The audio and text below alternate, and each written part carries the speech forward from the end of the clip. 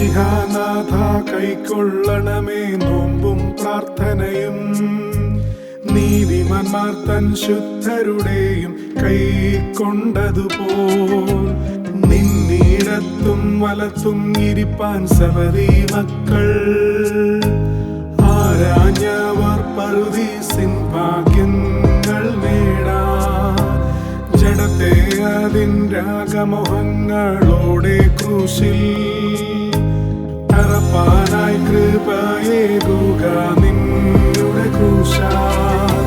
പാപോല്ലാസമാകും പഴയോരാട ഉരിഞ്ഞ് പുതിയോരാടയാം തേജസ്സിൻ വസ്ത്രം ധരിപ്പാൻ.